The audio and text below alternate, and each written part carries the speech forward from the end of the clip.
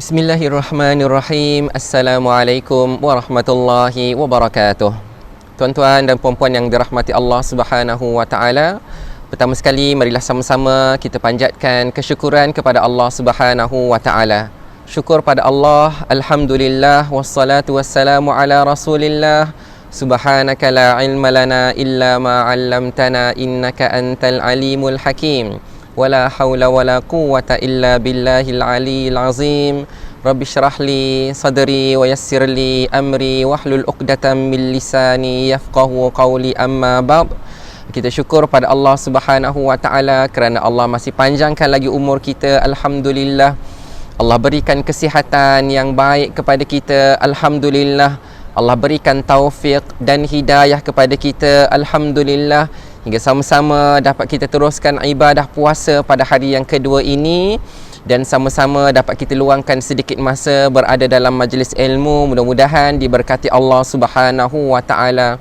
Jadi tuan-tuan dan puan-puan yang dirahmati Allah, sebagai hamba Allah Subhanahu wa taala, menjadi kewajipan kepada kita untuk sentiasa bersyukur kepada Allah Subhanahu wa taala di atas segala nikmat yang Allah berikan kepada kita, terutamanya nikmat-nikmat yang besar, nikmat ibadah kepada Allah Subhanahu wa taala.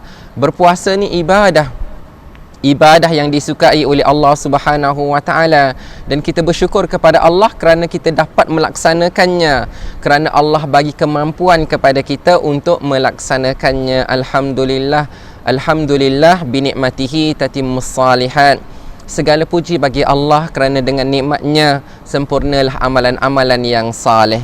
Baik, jadi tuan-tuan dan puan-puan yang dirahmati Allah Subhanahu wa taala, hari ini kita sambung lagi kelas tajwid praktikal kita untuk hari yang kedua, insya-Allah. Hari ini kita tukar sikit waktu daripada pukul 5 petang kepada pukul 12 tengah hari. Walaupun masih juga ada urusan yang lain, ada program-program yang lain pada 12 tengah hari ini, tapi rasanya untuk hari Sabtu dan Ahad lebih sesuai lah tengah hari berbanding dengan pukul 5 petang. Sebab semalam pun masya-Allah kan, semoga Allah Subhanahu wa taala berkati semua yang menonton, semua yang mendengar, sambil masak pun sempat juga. Tak ada masalah tuan-tuan dan puan-puan dirahmati Allah. Bila kita menuntut ilmu tu, sekiranya kita ada urusan yang lain, tak ada masalah untuk kita melakukan perkara-perkara yang lain, tak ada masalah. Tak semestinya kena menghadap je kan, menghadap muka Ustaz Hafiz ni tak perlu, tak semestinya. Tapi kalau dapat luangkan masa, itu lebih baik.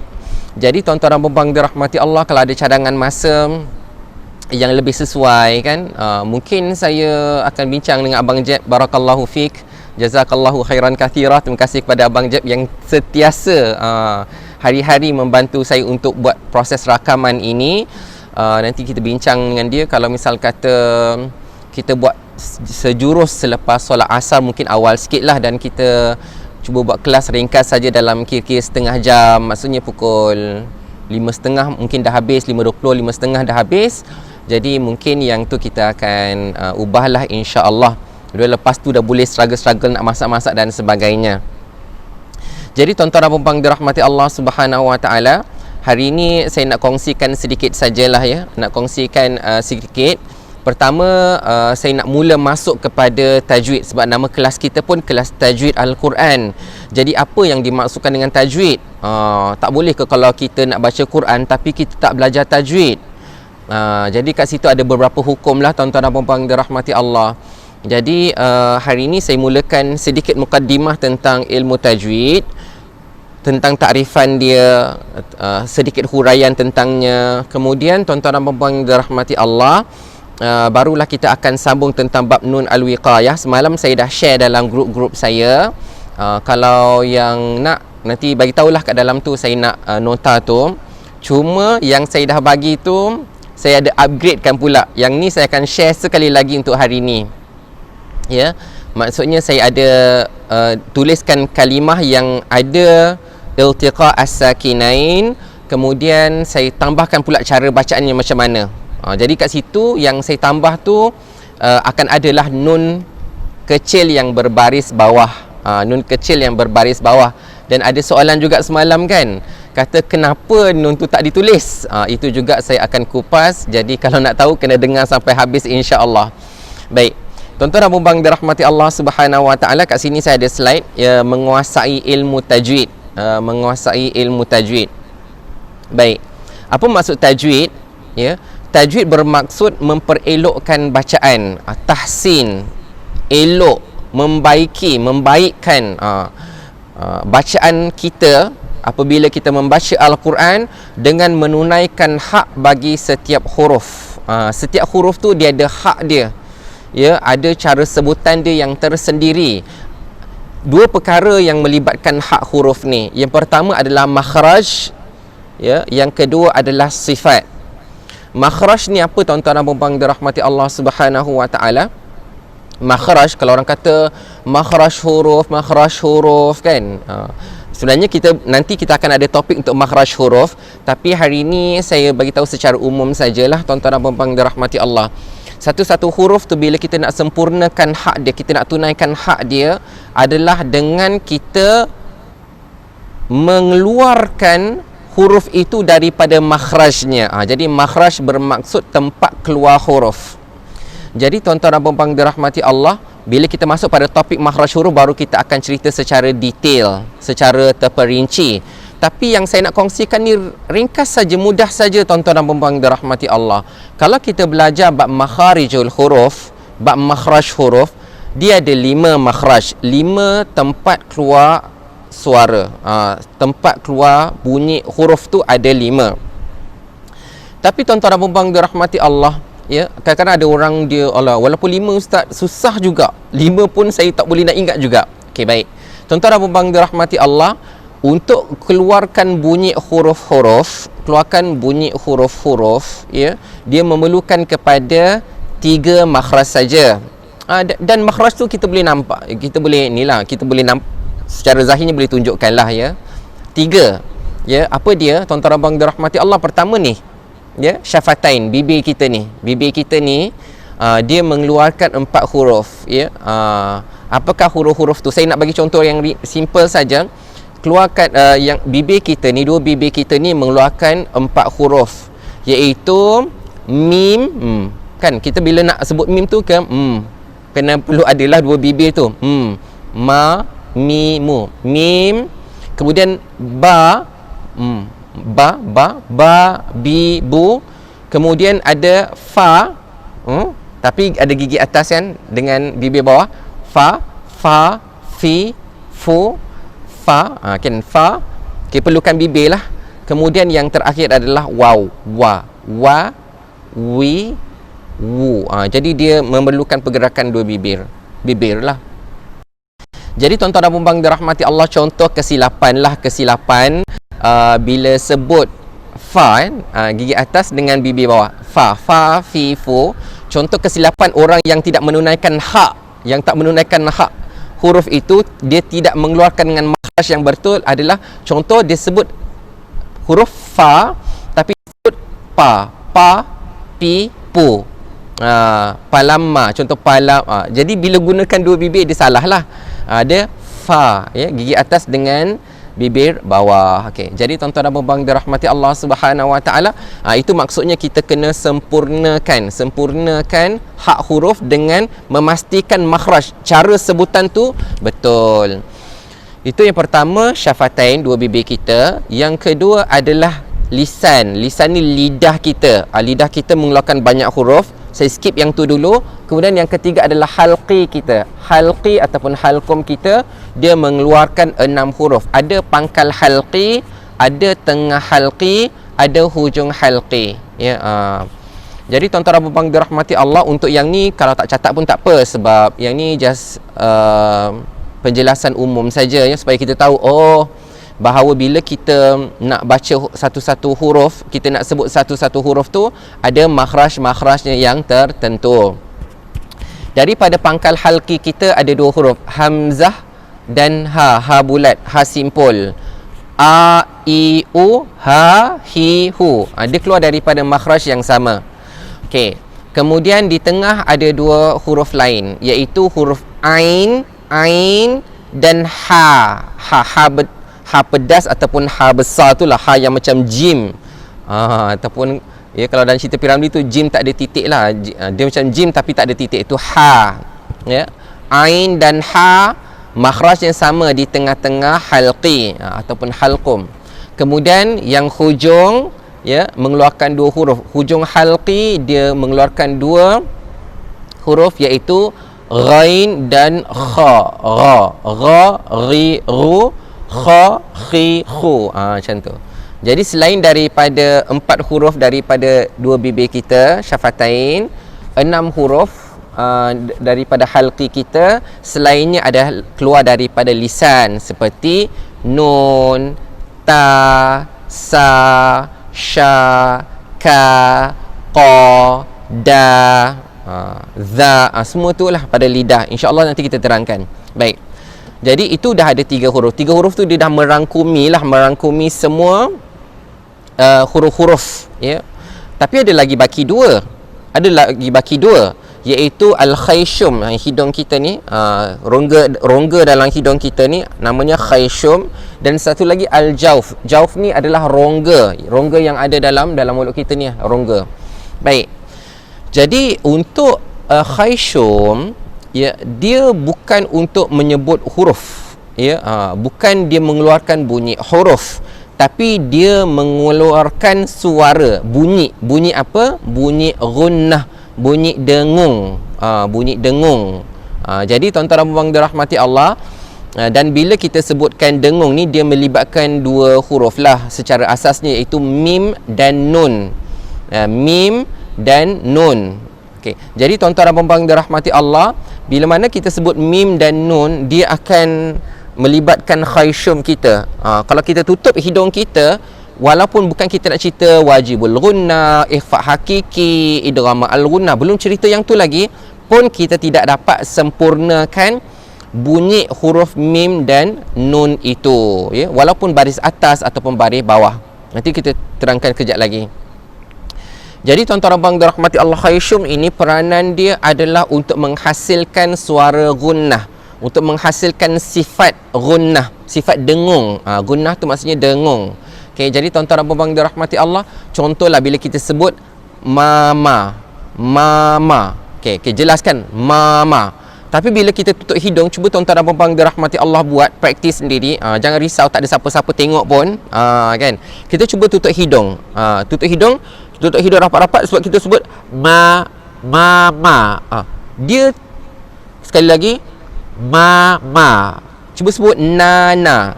Nana. Okey. Jadi suara dia kalau tanpa khayshum ya, rongga hidung kita tertutup, dia tak dapat keluarkan bunyi huruf mim dan nun yang sempurna. Apatah lagi kalau kita membaca wajibul gunnah. Contohnya, saya nak tuan-tuan dan puan dirahmati Allah yang praktis dulu. Tadi kan dah sebut mama dengan nana kan. Sekarang ni cuba tutup hidung dan baca inna. Cuba. Okey. Dah cuba ke? Tak apa, saya cuba. Okey. Bila kita sebut inna, dia tak boleh nak keluar lagi dah.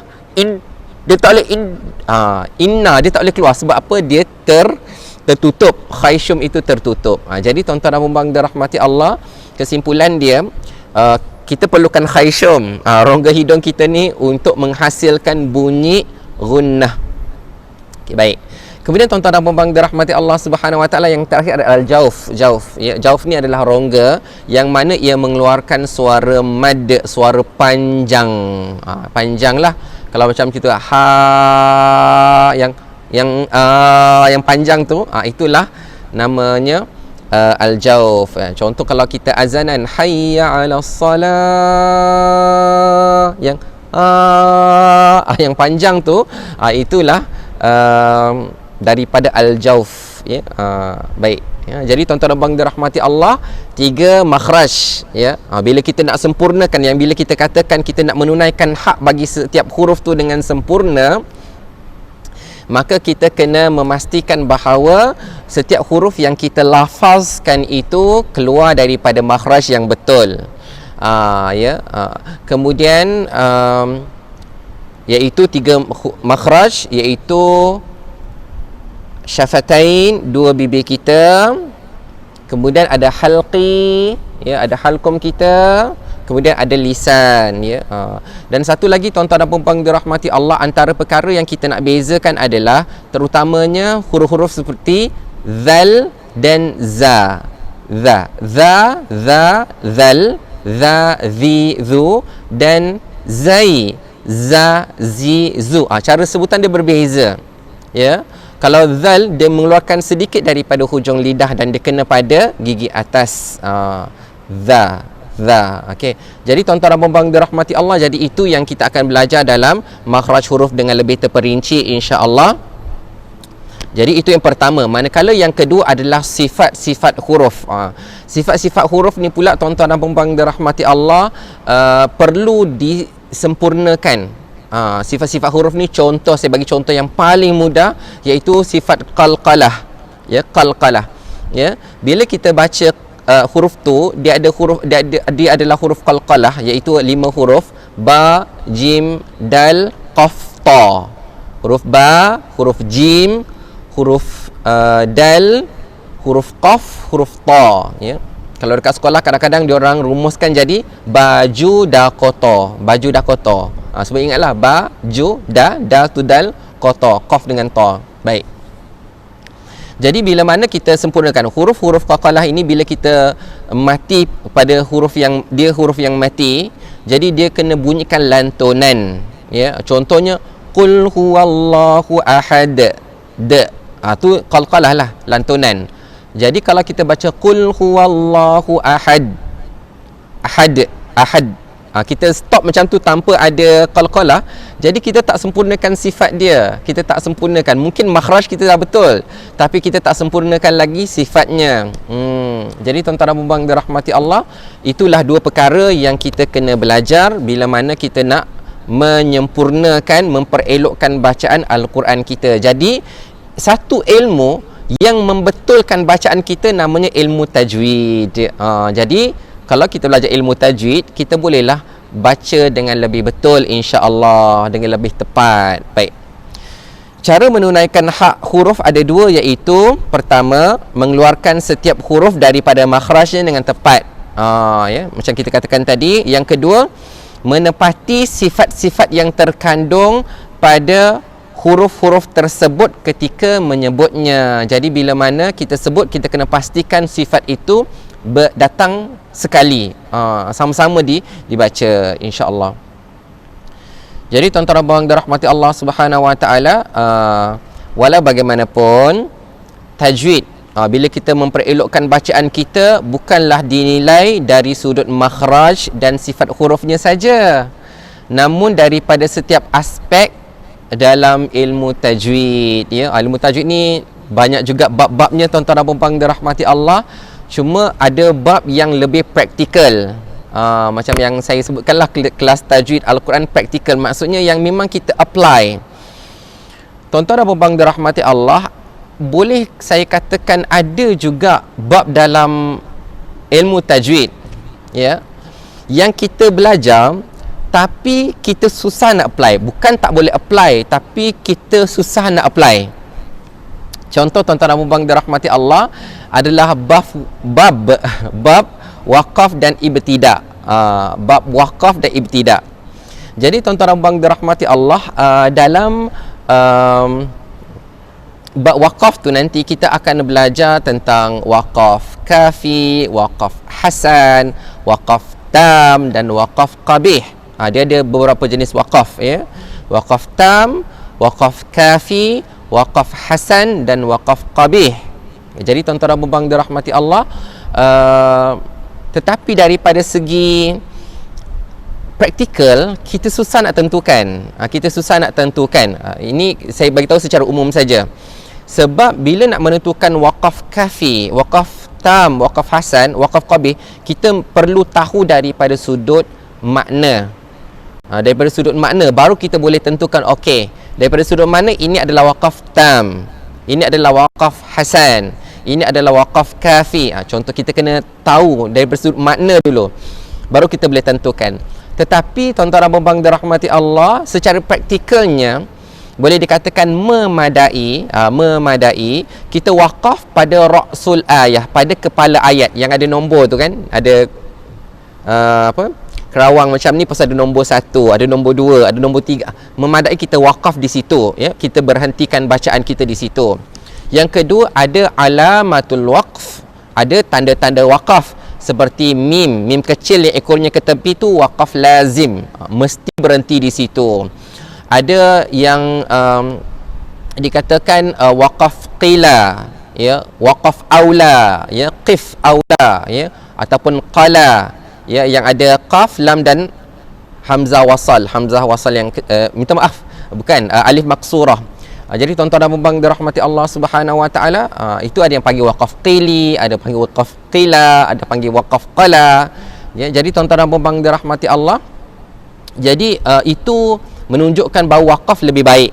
Kalau nak sambung boleh saja, boleh teruskan, tetapi kalau wakaf lebih baik. Jadi kita yang praktikalnya lebih kepada alamatul waqaf berbanding kepada jenis-jenis wakaf yang kita belajar daripada kitab-kitab tajwid, ya. Tapi dalam kitab tajwid pun bagi tahu juga alamatul waqaf tu. Tapi bila secara praktikal, bila kita baca Al-Quran,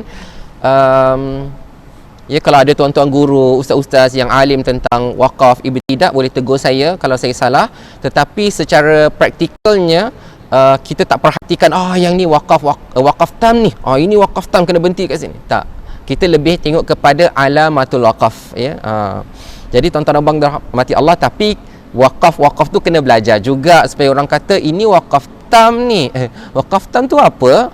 Kita kena belajar juga tuan-tuan dan puan-puan dirahmati Allah. Tetapi maksud saya daripada segi practical apply.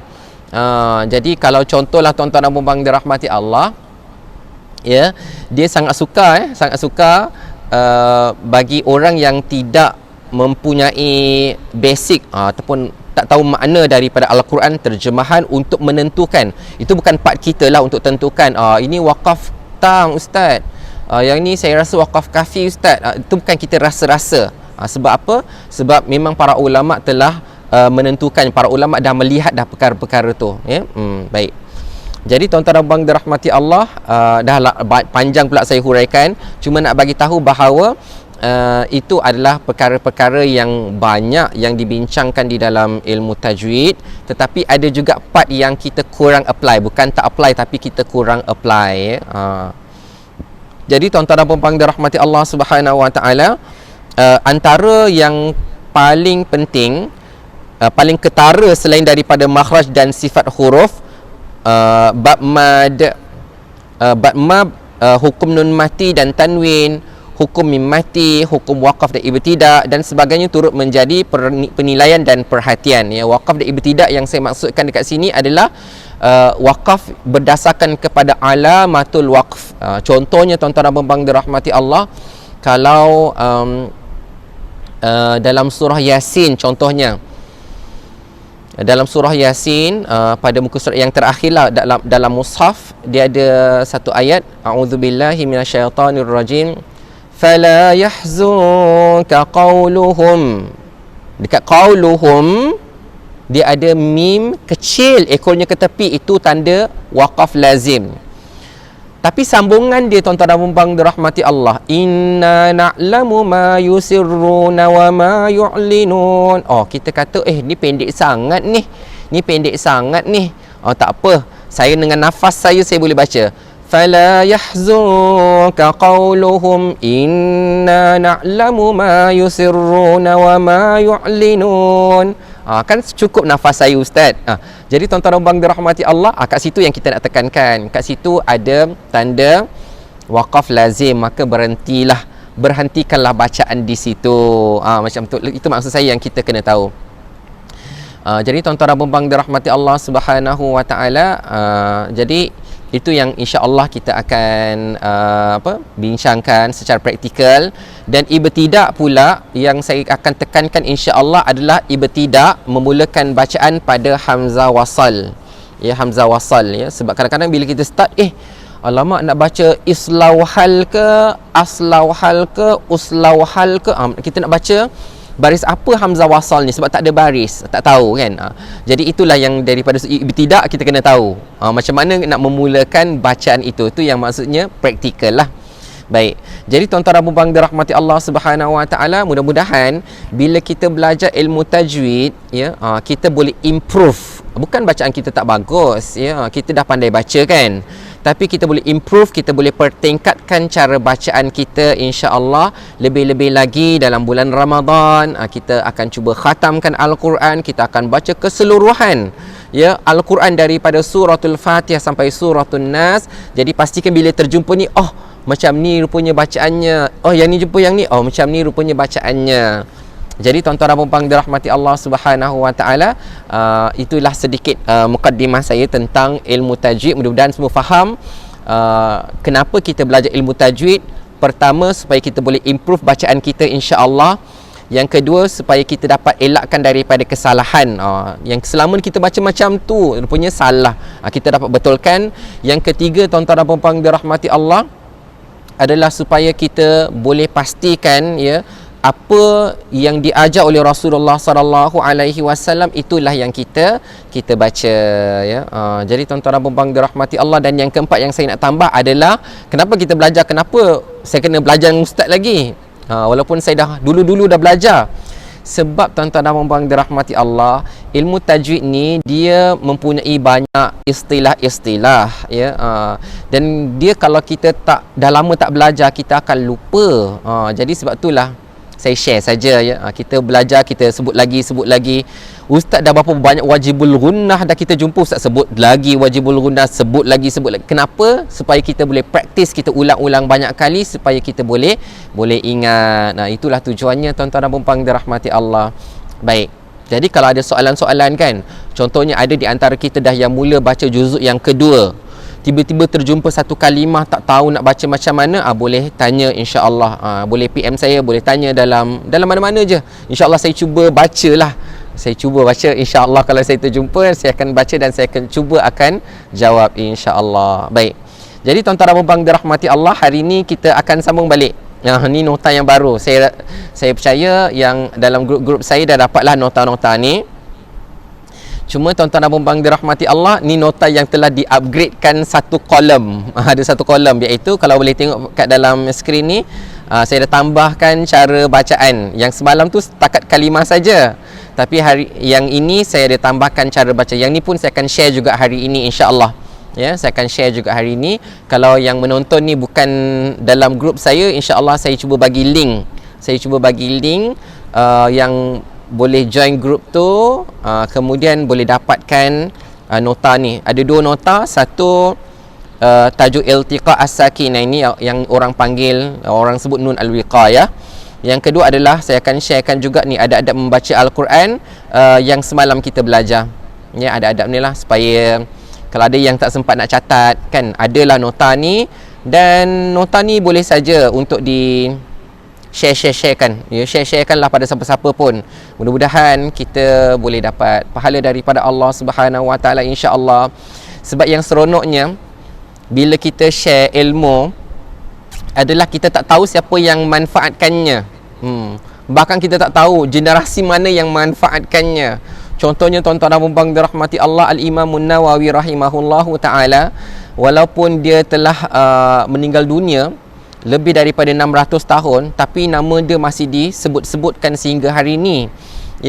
Kitabnya masih dimanfaatkan lagi dan dia masih mendapat pahala daripada apa yang kita belajar. Bayangkanlah tuan-tuan dan puan dirahmati Allah. Seronoknya bila kita share ilmu, kita tak tahu siapa yang dapat manfaatnya, tapi yang penting kita mendapat sahamnya. Macam itulah saya juga berharap kepada Allah agar ilmu yang Allah bagi ni kita boleh share. Ilmu ni kita kena share. Dan saya suka sekali lah tuan-tuan dan puan dirahmati Allah, kalau saya imbas kembali lah, macam saya sendiri, saya tak kaitkan dengan ilmu orang lain lah. Sebab kalau macam saya, bila saya perhatikan kepada guru-guru saya yang mengajar kan, bila saya talaqi Al-Quran kan, mereka tu tak ambil bayaran tuan-tuan dan puan dirahmati Allah kan. Mereka, maksudnya masa saya belajar tu, saya belajar secara percuma. Jadi saya suka juga share ilmu pun secara percuma. Jadi tuan-tuan dan puan-puan dirahmati Allah, tuan-tuan saya harap macam tu. Kalau dengar ni kan, yang dengar ni kan percuma kan. Jadi kalau kita dapat ilmu secara percuma, maka kita pun share secara percuma. Macam tu lah. Tapi kalau misal kata melibatkan orang lain, let's say macam saya buka satu kelas, kemudian saya upah guru-guru kan, yang tu mungkinlah kena charge sebab saya nak kena bagi bayaran itu kepada guru-guru. Tetapi tak ada masalah untuk guru-guru mengambil bayaran dan sebagainya. Itu maksud saya macam ni lah, yang jenis-jenis online, jenis yang kita bagi PDF percuma, yang tu sebar-sebarkan sajalah ya, insya-Allah ya. Mudah-mudahan diberkati Allah Subhanahu Wa Taala. Tajuk yang tentang bayaran tu saya skip dulu sebab panjang huraiannya. Baik. Tuan-tuan dan puan-puan dirahmati Allah, Al-Imam An-Nawawi dalam kitabnya At-Tibyan fi Adab Hamalatil Quran pun dah sebut dan pun dia dah huraikan tentang keharusan, harus untuk mengambil upah, mengambil bayaran untuk mengajar ya, untuk mengajar Al-Quran, kerana melibatkan banyak benda. Kadang-kadang ada orang yang buka kelas, dia bayar sewa elektrik, dia bayar guru, so itu semua perlukan kepada bayaran ya. Ya, jadi tuan-tuan dan puan-puan dirahmati Allah Subhanahu Wa Taala, yang berbayar tu adalah kenapa berbayar, dan ia harus ya, ia adalah harus ya. Jadi tuan-tuan dan puan-puan dirahmati Allah, kita nak sambung topik semalam, tersasul je hari ni ya, iltiqa as-sakinain, hukum iltiqa as-sakinain, pertembungan dua yang mati. Jadi tuan-tuan dan puan-puan dirahmati Allah Subhanahu Wa Taala, hari ini orang yang baca juzuk yang kedua, dia akan bertembunglah, dia akan jumpa dengan surah Al-Baqarah ayat yang ke-180 ya. Cuba saya tengok sekejap.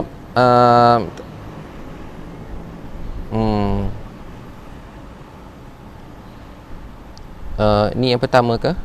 Yang sini. Okey. Jadi muka surat 27. Ini juzuk yang kedua surah Al-Baqarah ayat 180. Saya bacakan sikit ya. Ataupun saya cuba besarkan kat sini ya. Ayat 180 saya akan baca dari sini. A'udzu billahi minasyaitonir rajim. Bismillahirrahmanirrahim.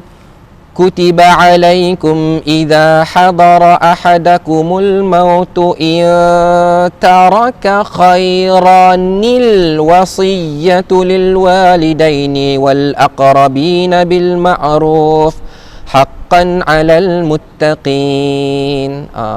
Jadi kalau ada yang dah baca ni, pastikan yang kita sebut memang in taraka khairanil wasiyatu. Orang tanya, ustaz, ya, tak ada pula nun kecil. Kenapa ustaz pandai-pandai baca? Contoh gitulah tuan-tuan dan puan dirahmati Allah. Kenapa baca khairanil wasiyatu? Jadi itulah topik kita, iaitu nun al-wiqayah, ya, iltiqa as-sakinain. Jadi kalau orang yang tidak belajar macam kita lah, macam saya dulu-dulu pun masa tak tahu, masa kecil-kecil tak tahu dulu kan, kita pun tak tahu. Jadi kita, orang yang salah baca, sama ada dia akan baca khairan, bila dah ran, dah mati kat sini ran, dia tak tahu dah macam mana nak sambungkan al ni, dia terus baca khairan wasiyatu. Okey, apa implikasi dia? Implikasi dia telah menghilangkan satu huruf daripada Al-Quran. Ya. Dia telah, lam tu telah diabaikan, sedangkan lam tu wujud pada penulisan, wujud pada tulisan dan wujud pada bacaan, tapi dia telah meminggirkan. Jadi tuan-tuan dan puan dirahmati Allah, maka dia telah tertinggal lah, bukan dia sengaja. Tapi maksudnya dia telah hilangkan bacaan. Ya. Kalau orang tak baca intaraka khairan, dia kata khairan macam mana masuk kat lam, lam ni mati. Jadi dia pun baca khairal wasiyatu. Jadi dia telah ditinggalkan. Kalau baca khairal, baris satu saja. Ni ada baris dua, dia telah menghilangkan satu baris pula. Jadi tuan-tuan dan puan dirahmati Allah, khairan pun salah, khairal pun salah. Tapi kita faham, ada yang tak tahu ya. Sebab tuan-tuan dan puan dirahmati Allah, pengalaman saya mengajar talaki lah, bila dengar orang-orang mengaji kan, kadang-kadang bila dia kat situ dia salah, kita kena tegur. Bila sampai dekat tempat iltiqa as-sakinan, kita kena tegur. Jadi nak menunjukkan bahawa walaupun bertalaki, kadang-kadang boleh terlepas pandang juga. Jadi sebab tu tuan-tuan dan puan-puan dirahmati Allah, saya dah sediakan nota ni. Dia ada 33 ayat. Sampai hujung ni lah, sampai hujung ni ada 33 ayat. Last kali surah Al-Qiyamah. Tapi dalam ayat yang ke-17 ada dua tempat. Ada dua tempat.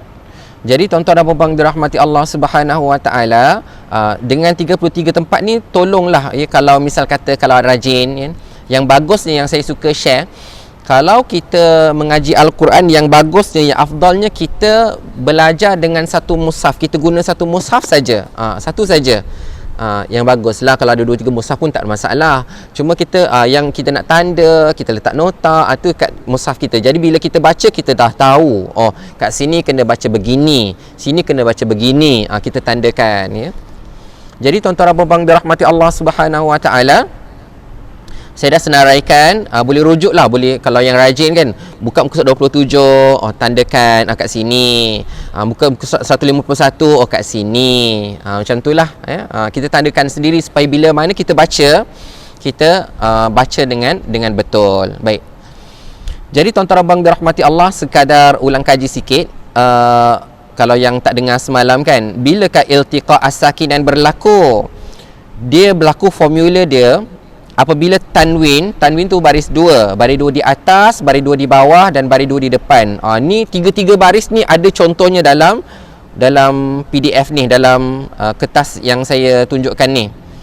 Apabila tanwin berjumpa dengan hamzah wasal. Hamzah wasal tu adalah huruf alif yang ada topi, sad. Yang atas dia ada sad, kepala sad, kecil saja kepala sad dia.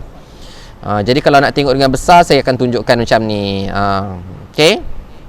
Yang ni khairan, baris dua di atas berjumpa dengan hamzah wasal. Ini hamzah wasal. Ataupun baris dua di bawah berjumpa dengan hamzah wasal. Ataupun baris dua di depan berjumpa dengan hamzah wasal. Itulah dia. Itulah dia, bila berlakunya tanwin berjumpa dengan hamzah wasal, maka berlakulah iltiqa as-sakinain. Tak apa tuan-tuan dan puan dirahmati Allah, walaupun kita dah tahu, kita ulang banyak-banyak kali supaya kita boleh ingat, ya. Yang kedua, tuan-tuan dan puan dirahmati Allah, cara bacaannya bagaimana? Tanwin tersebut kan ada baris dua, dibaca dengan satu baris saja, jangan baca dengan baris dua. Ya, kalau khairan, jangan baca khairan lagi. Sebab ada orang masih kekalkan lagi, dia khairan kemudian dan ditambah huruf nun yang berbaris bawah. Jadi cara bacaan dia, saya besarkan tuan-tuan dan puan dirahmati Allah. Cara bacaan yang ni kan, khairan al, okey, hamzah wasal. Okey, cara bacaan yang sebenar adalah khaira, satu baris saja. Daripada dua baris tinggal satu baris saja. Kekalkan baris dia, jangan tukar yang ran ni, baris dua ni jadi baris bawah ke baris depan, jangan tukar-tukar. Dia kena baris yang asal. Oleh kerana kat sini khairan, baris dua di atas, ni pun baris satu di atas, baris satu baris di atas, khaira. Manakala ditambah pula nun yang berbaris bawah, khairanil wasiyatu. Jadi kadang-kadang ada orang yang kekalkan baris dua di atas, nun kecil itu memang ditambah, tapi baris dua tu masih dibaca lagi. Jadi dibaca khairanil. Salah. Dia kena tinggalkan satu baris saja. Jadi tuan-tuan dan puan dirahmati Allah, kalaulah kita nak tengok daripada segi formula lah kan, nak ingat kan, macam mana nak ingat, macam mana nak membayangkan, kadang-kadang kena guna imajinasi juga, ya. Ni kan ada baris dua di atas kan, jadi baris dua di atas ni seolah-olah dibahagikan, bagikan, okey. Satu tu dikekalkan, kan ada baris dua ni, baris dua kan, satu tu dikekalkan baris atas, satu lagi berubah menjadi nun berbaris bawah, dan nun tu memang kena baris bawah. Nun tu tak boleh ditukar kepada baris atas ke baris depan, tak boleh. Nun yang ditambah itu mestilah berbaris bawah sahaja. Jadi saya tunjukkanlah, tuan-tuan dan puan dirahmati Allah, saya nak besarkan. Jadi semua nun yang saya tambah, ni nun kecil ni, minta maaf. Nun ni semuanya ni. So ni, ini. Semuanya kekal baris yang bawah. Dia tak ada baris, nun tu tak ada baris atas, baris depan. Dia baris bawah saja. Okey. Jadi tuan-tuan dan puan-puan dirahmati Allah Subhanahu Wa Taala, bila dah tandakan semua tempat, jadi kita kita akan mempelajari cara bacaannya. Jadi boleh nampak kot tuan-tuan dan puan-puan dirahmati Allah? Jelas ke? Okey. Jadi tuan-tuan dan puan-puan dirahmati Allah, saya akan bacakan, tuan-tuan dan puan-puan dirahmati Allah boleh ikut ya. Saya mungkin tak dapatlah nak tunjukkan apa yang sebelah-sebelah ni sebab nanti makan ruang. Cuma saya nak ajar cara sebutan yang betul saja. So kadang-kadang kita dah kata dah tambah nun kecil. Tapi macam mana ustaz? Okey. Jadi kita akan belajar. Jadi boleh save video ni ke, boleh ingat ke, boleh catat ke ya. Jadi tuan-tuan dan puan dirahmati Allah, pertama kita akan baca khairanil wasiyah. Okey. Sekali lagi, khairanil wasiyah. Okey. Kemudian tuan-tuan dan puan dirahmati Allah, yauma idzinil haqq. Yauma idzinil haqq. Okey. Ketiga, daripada jami'an tak boleh. Jami'an alladhi tak boleh. Jadi kita baca jami'anil ladzi. Okey. Kemudian kalau nampak ni qauman Allah. Macam mana kita nak baca? Kita akan baca qaumanillahu. Ya, qaumanillahu. Okey. Allah dibaca dengan nipis ya. Lafaz Allah di sini dibaca dengan nipis. Qaumanillahu. Okey. Kemudian mathalan al-qaum. Tak boleh baca mathalan al-qaum. Kita baca mathalanil qaum. Okey. Yang ni baris hadapan. Wa amwalun macam mana baca iq? Okey. Jadi cara bacaan dia adalah wa amwalun iqtaraftumuha. Wa amwalun iqtaraftumuha. Okey. Kemudian kat sini ada Uzairun ibnu. Okey. Jadi dibaca macam mana? Uzairun ibnu. Sekali lagi. Uzairun ibnu. Okey. Kemudian tuan-tuan dan puan-puan dirahmati Allah, Nuhun ibnahu. Macam mana nak sambungkan dia? Nuhun ibnahu. Okey. Kemudian dekat sini ada karamadin ishtaddat. Karamadin tapi tak ada baris bawah. Jadi macam mana kita nak baca? Karamadin ishtaddat. Okey. Kemudian tuan-tuan dan puan-puan dirahmati Allah Subhanahu Wa Taala, ada kalimah khabithatin ujtusat. Tapi tak ada baris hadapan. Okey. Jadi kalau kita nak wasal macam mana? Khabithatin ijtusat.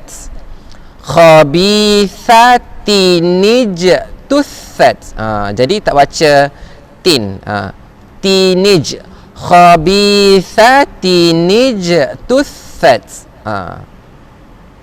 Kemudian kalimah ni lutin al-mursalun. Dibaca lutinil mursalun. Okey. Kemudian tuan-tuan dan puan-puan dirahmati Allah, yauma idzin as-salam. Macam mana nak baca? Kita baca yauma idzinis salam. Okey. Kemudian tuan-tuan dan puan-puan dirahmati Allah, sebagaimana ni penting ya, saya ketepikan sikit kerana ini surah Al-Kahfi. Surah Al-Kahfi ni selalu kita baca. Kita baca surah Al-Kahfi selalu setiap hari Jumaat ataupun malam Jumaat pada ayat ke-77 dan 88. Dalam satu surah ni ada dua tempat iltiqa as-sakinain. Sebenarnya banyak saja tempat kan. Ada yang satu surah tu 2-3 tempat tu biasa ya. Okey, baik. Jadi tuan-tuan dan puan-puan dirahmati Allah, pastikan pada ayat yang ke-77 kita membaca yang qaryatin istat'ama. Jangan kita baca qaryatis tat'ama. Ya. Jadi yang ni kita kena terangkan sebab ada juga pelajar-pelajar saya yang belajar hafal surah Al-Kahfi, kalau tak dengar audio ataupun tak talaki dulu, tak baca dulu macam cara bacaannya, dia akan baca qaryatis. Oh, salah tuan-tuan dan puan dirahmati Allah. Tis, dia bukan tis, dia tinis ya. Jadi kita baca kat sini tuan-tuan dan puan dirahmati Allah, qaryatinis tat'ama. Qaryatinis tat'ama. Okey. Kemudian tuan-tuan dan puan dirahmati Allah, tempat yang ke-8 ayat ke-88. Jazaa'al husna. Yang tak hafal ataupun yang tak tahu cara bacaan sebenar, bila diorang tak talaki, diorang tak dengar audio contohnya, terus nak hafal, mereka akan sebut jazaa'al husna. Cara bacaan dia adalah jazaa'anil husna. Jazaa'anil husna. Okey, baik. Kemudian tuan-tuan dan puan dirahmati Allah, bi ghulamin ismuhu ya. Jadi tuan-tuan dan puan dirahmati Allah Subhanahu Wa Taala, nanti saya akan terangkan kalaulah ada yang perasan daripada saya mula baca tadi, saya membariskan hamzah wasal berdasarkan kepada cara bacaan kalau kita ibtidak padanya. Contohlah tuan-tuan dan puan dirahmati Allah Subhanahu Wa Taala, ni contoh kan. Kenapa saya sebut kat sinilah contoh kan. Kenapa saya sebut Uzairun ibnu. Kalau ikutkan kaedah, salah kan? Kaedah dia kalau hamzah wasal ni, saya cara yang bagi ringkas lah, orang kata tengok baris ketiga kan. Kalau baris ketiga, baris depan dia kena jadi hamzah wasal ni baris depan lah kalau ibtidak, jadi ubnu kan. Tapi saya tak baca ubnu, saya baca Uzairun ibnu. Kenapa ibnu? Kerana kalimah ibnu, kalimah ismu di antara kalimah yang terkecuali. Dia ada pengecualian, dia tak ikut kaedah yang biasa.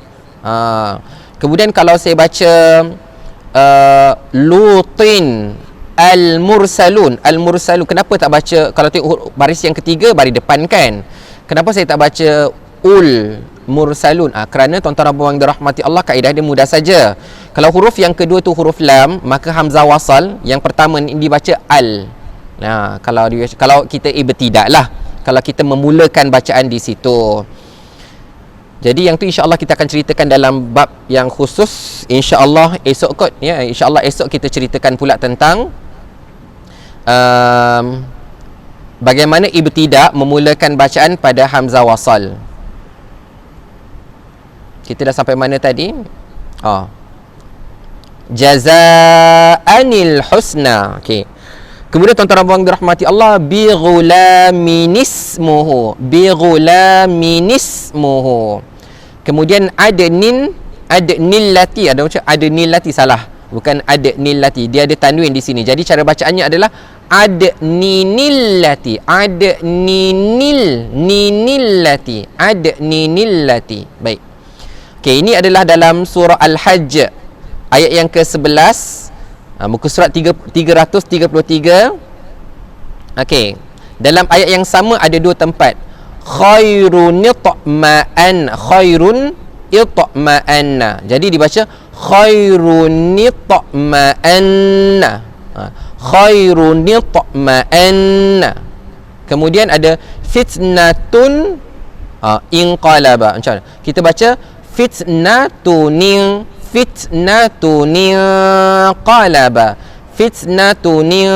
qalaba.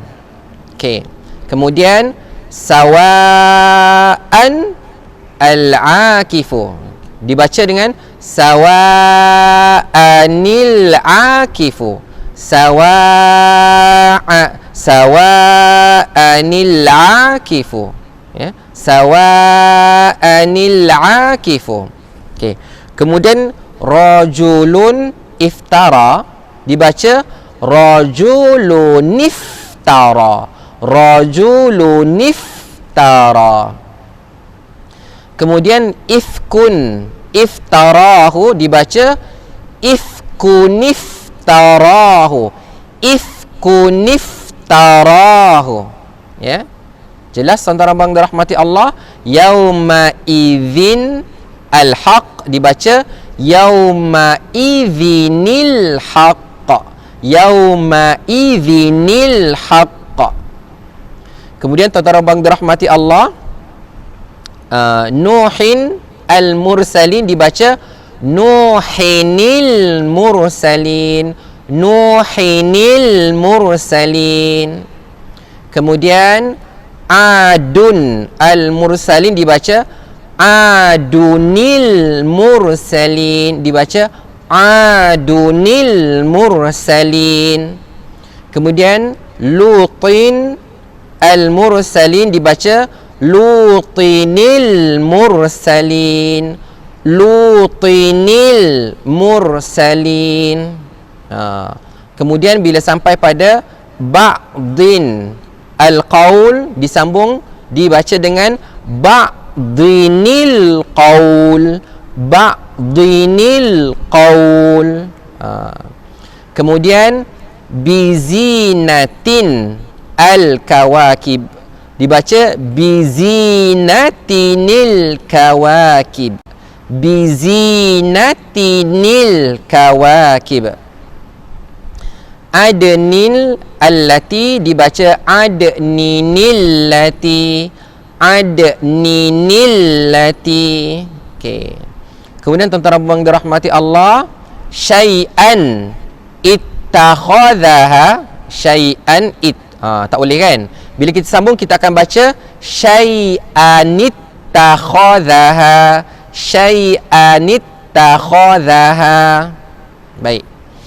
Kemudian adan al-ula dibaca adanil ula, adanil ula. Okey, tuan-tuan dan puan-puan dirahmati Allah. Dekat sini saya baca dulu warahbaniyatan ibtada'uha. Okey, cuba tuan-tuan dan puan-puan dirahmati Allah pula. Cuba baca macam mana nak wasalkan dia. Macam mana kita nak sambungkan dia. Okey. Okey, dah baca? Okey, kita cek betul ataupun tidak. Warahbaniyatan ibtada'uha, warahbaniyatan ibtada'uha. Jadi tuan-tuan abang dirahmati Allah, itulah cara bacaannya, ya. Bagus, ya. Yang lain ni semua tuan-tuan abang dirahmati Allah baca. Tinggal lagi 3 saja. Okey, lahwan in faddu. Lahwan in faddu dibaca dengan bagaimana? 1, 2, 3.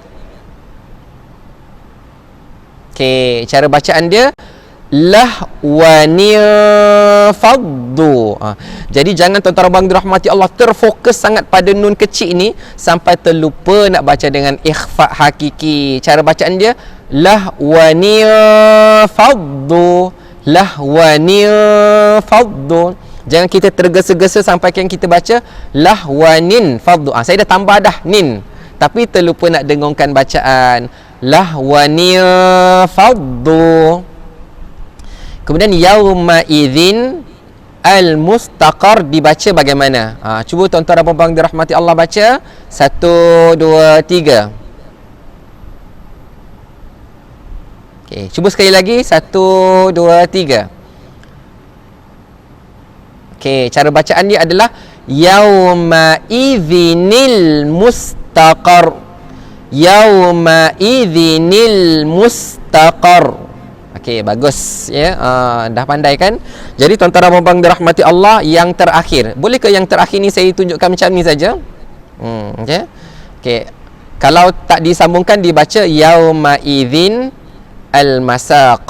Yauma idzin al-masaq. Okey, baik. Kalau kita sambungkan tuan-tuan dan puan dirahmati Allah, cuba baca secara wasal, secara bersambung. 1, 2, 3. Okey, sekali lagi. 1, 2, 3. Okey, cara bacaannya adalah yauma idzinil masaq. Yauma idzinil masaq. Okey, jadi tuan-tuan dan puan dirahmati Allah Subhanahu Wa Taala, nampaknya itulah semua yang kita dah baca satu persatu tadi. Jadi tuan-tuan dan puan dirahmati Allah, kena ada effort sikit. Tanda sikit tuan-tuan dan puan dirahmati Allah, tak susah kan. Ya, daripada Al-Quran tu boleh jadi kita tandakan kat sini ada nun kecil kan, tandakan, gariskan ke, ya. Tak susah sebab benda ni semua dah ada, tak payah kita nak cari. Sebenarnya tuan-tuan dan puan dirahmati Allah, saya nak share, sebenarnya bukan ini saja tempat-tempatnya, dia ada lagi. Tapi apa? Tapi dia hanya berlaku kalau kita sambung di antara dua ayat. Maksudnya tuan-tuan dan puan dirahmati Allah ni, contohlah kalau dekat hujung ayat tu, kat berhenti ayat tu, dia ada baris dua, ada tanwin. Kemudian bila ibtidak sambung pula ada, ataupun waqaf kan. Kemudian ada pula diikuti ayat pertama tu ataupun pangkal ayat itu hamzah wasal. Dia boleh jadi juga iltiqa as-sakinan. Cuma yang diterangkan dekat sini adalah yang di tengah-tengah ayat saja. Yang kita tengah baca tu terjumpa dia. Jadi seolah-olah yang ni kita tak boleh elak. Ya, yang ni kita tak boleh elak. Kita kena baca juga. Kita tak akan waqaf di antara dua huruf ni. Kita tak ada wakaf kat sini dan kemudian kita bertidak di sini, tak jadi. Kita semua tempat yang telah disebutkan, 34 tempat lah daripada 33 ayat ni, memang nak tak nak kita akan bertembung juga, kita akan terpaksa baca juga. Jadi tuan-tuan dan puan dirahmati Allah, sebab tu kita kena tahu. Jadi tuan-tuan dan puan dirahmati Allah, saya berikan contoh lah, ya.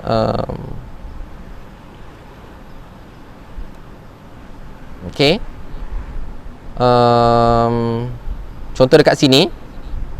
Okey, Bismillahirrahmanirrahim. Qul ya ayyuhan nasu inni rasulullahi ilaikum jami'anilladzi. Kita tak akan berhenti sebab tak ada tanda waqaf pun. Jadi saya nak bagi tahu 34 tempat ni yang saya dah senaraikan ni kan, dia nak tak nak kita akan bertembung juga, kita kena baca juga. Jadi tujuan saya bagi tahu adalah, tujuan saya share, pertama nak menjawab persoalan daripada sahabat kita yang bertanya tentang iltiqa as-sakinain, pertembungan dua huruf yang mati ni, tentang nun al-wiqayah, dan satu lagi bagaimana cara bacaan kita dengan yang betul, ya. Jadi tuan-tuan dan puan dirahmati Allah Subhanahu Wa Taala, kalau yang dah mahir, alhamdulillah, syukur pada Allah kan, itu nikmat daripada Allah Subhanahu Wa Taala. Yang belum mahir lagi, maka tengok senarai ini, bila kita sampai pada juzuk-juzuk yang tertentu tu, maka kita pun akan tandakan, ya. Jadi contoh hari ini juzuk yang ke-20, juzuk yang kedua, kita akan bertembung insya-Allah. Jadi pastikan kita sebut dengan cara bacaan yang betul. Wallahu a'lam. Mudah-mudahan diberkati Allah Subhanahu Wa Taala. Terima kasih pada semua yang menonton, ya. Semua yang meluangkan masa, mudah-mudahan diberkati Allah Subhanahu Wa Taala. Setakat itu saja untuk hari ini. Esok insya-Allah kita akan sambung pada waktu yang sama insya-Allah.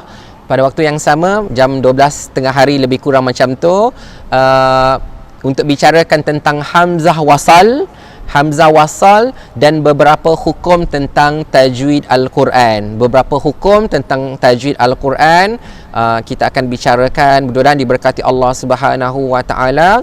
Aqulu qawli hadza wa astaghfirullahal azim li wa lakum wa barakallahu fikum. Terima kasih pada semua yang menonton. Terima kasih pada Abang Jeff yang merakam hari ini. Kita sudahi dengan tasbih kafarah dan suratul Asr. Bismillahirrahmanirrahim. Wal 'asr innal insana lafi khusr illa alladhina amanu wa 'amilus solihat wa tawasaw bil haqqi wa tawasaw bis sabr. Subhanakallahumma wa bihamdika ashhadu an la ilaha illa anta astaghfiruka wa atubu ilaik. Wa barakallahu fikum. Wassalamu alaikum warahmatullahi wabarakatuh.